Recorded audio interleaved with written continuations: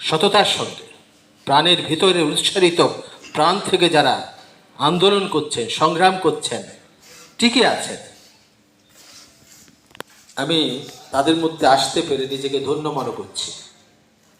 বাবুল মৃধা যেটা বলেছে যে আদি যুগে মানুষকে সুরক্ষা দিয়েছে কুকুর, সেই কুকুরকে এখন রাস্তায় থাকে।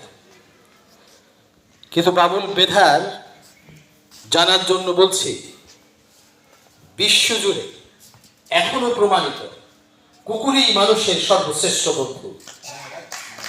কুকুরই মানুষকে সবচেয়ে বেশি প্রোটেকশন দেয় স্বার্থ ছাড়া, যদি তাকে যত্ন নেওয়া হয়, যদি তাকে পরিচর্যা করা হয়। আমরা যদি আমাদের লাইব্রেরিগুলির, এই যে গ্রামের পাঠাগারগুলির পরিচর্যা করি, আমি নিশ্চিত বিশ্বাস আমাদের প্রজন্ম বইয়ের কাছে যেতে বাধ্য। কুকুর যেভাবে মানুষকে, উন্নত বিশ্বের মানুষকে শেল্টার দিচ্ছে, আমাদের মন মানসিকতা যদি বই প্রেম জাগে, তাহলে বইয়ের প্রতি আমাদের প্রজন্ম বিমুখ হবে না। এটা আমার আত্মবিশ্বাস। ছোটবেলা থেকে এখানে আমার আজন্মের একজন আছেন কচিকাচা, আনিস, সে বসে আছে, সে বড় অধ্যাপক, কোথায় কোথায় কি যেন হয়েছে। আমি ভাবছিলাম এটা আবার কোন আনিস, এই দেখলাম যে আমার শিশুকালের আনিস।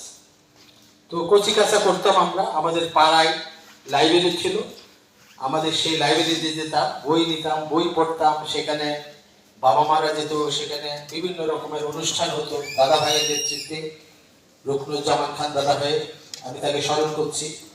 আমি তার প্রিয় একজন কচিকাচা ছিলাম, এখনো আছি আজন্মের কচিকাচা। তো সুতরাং এই যে বইয়ের সাথে যাদের সম্পর্ক হয়, যাদের ফাউন্ডেশন বুনিয়াদ বইমুখী হয়, তারা অবশ্যই ভালো মানুষ হয়। এটা আমার একটি ব্যক্তিগত বিষয়। আরেকটি বিষয় হচ্ছে, প্রশ্ন করেছিলেন বাবুল মৃধা কি বন্য কেউ, যে কেন বাচ্চারা বা আমরা কেন বই বিমুখ হচ্ছি, কেন পড়ি।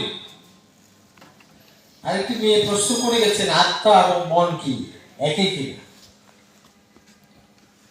দুটো প্রশ্নের সাথে একটু কানেকশন আছে। এই বৈজ্ঞানিক ব্যাখ্যাটা দিয়ে আমি আমার বক্তব্য শেষ করব। আত্মা এবং মন, তাই না? আত্মাটাকে আমরা বলছি, আমাদের ধর্ম যারা মুসলমান তারা বলছে এই যে জীবিত প্রাণীর যে নিঃশ্বাস, সেটা হচ্ছে আত্মা, abstract concept of living organism. আর একটা হচ্ছে মনটা কি।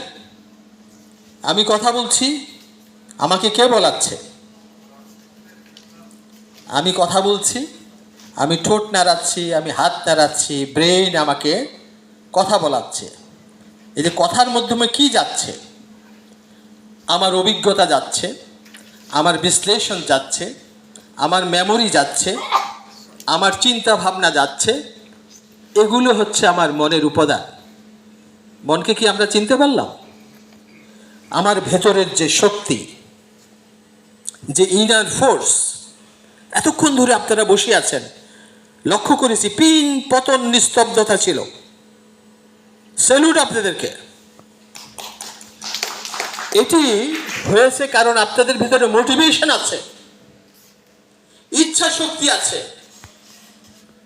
উৎসাহ আছে, আগ্রহ আছে, চাহিদা আছে এই পাঠাগার নিয়ে। সুতরাং আপনাদের মনোযোগটা ছিল অত্যন্ত ধারালো। Merit is nothing but the attention of mind, and focusing the mind is concentration. So merit is nothing but the attention and concentration of mind.